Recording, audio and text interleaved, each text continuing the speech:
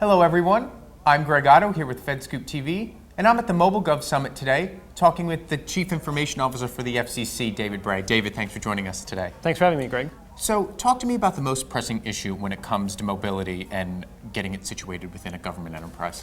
Right, so in public service, I think what we're really trying to look at is how can we make sure we can provide the ability to access your device and your data, most importantly, anywhere, anytime when you need it, but also at the same time make sure, because a lot of our data is actually public data that has actually been entrusted to us, right. It might have personal identifiable information, make sure we're doing it in a secure fashion.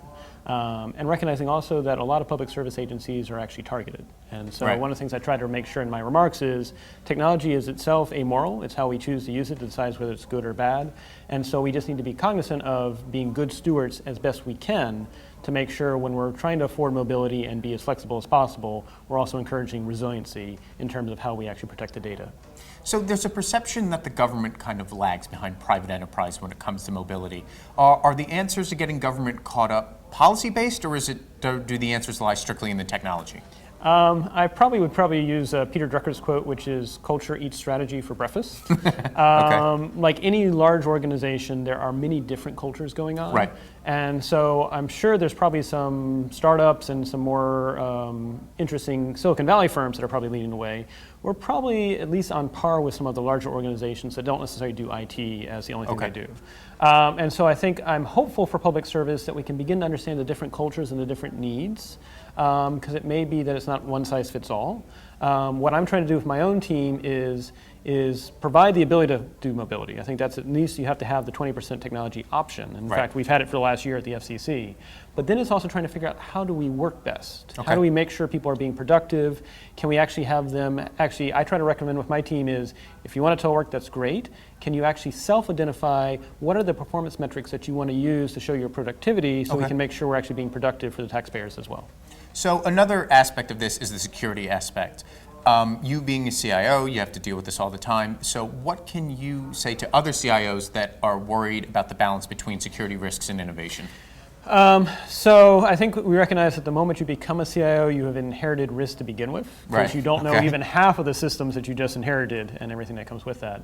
But that's also where I try to encourage people to be three things, which is be bold, be benevolent, and be brave. And let's unpack that a little bit. Okay. So being bold is definitely if you see the option to sort of allow people to do something they haven't done before and it's a calculated risk, to sort of try something new. We did this a year ago when we rolled out virtual desktop. Okay.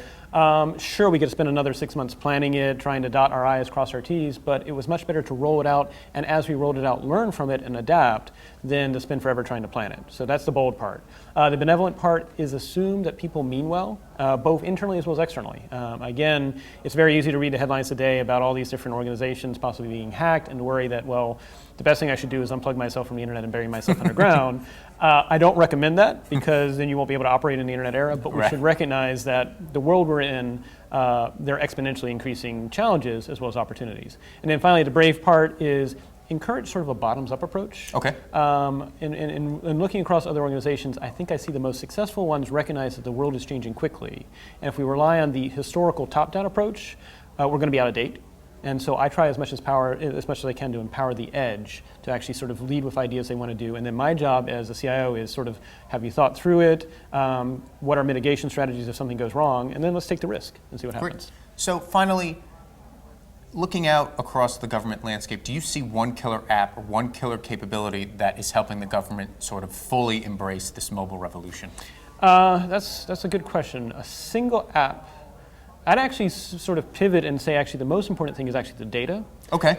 We know that the average app on the App Store only lasts about 5 months. Right. And so I would actually say it's really about shifting from an application-centric world, which a lot of organizations, not just public service, where they have, like FCC, when I arrived, we had 207 different IT systems for only 750 people. We've pared that down to 102. Okay. I want to do another chunk if possible, and eventually get it so that there's a single common data platform. Okay. And then that will allow us to remix it, whether it's for mobile purposes, whether it's for exposing it through an API, free it where possible so the public can use it, as well as our partners in a trusted relationship as well. But I think that is the big shift for all organizations, is moving from application-centric to data-centric. Great. Very, very interesting stuff, David. Thanks for joining us today. Thanks as always. Appreciate it. For more of our videos, you can check out our YouTube channel. And for more information, you can check out FedScoop.com. I'm Greg Otto. Thanks for watching.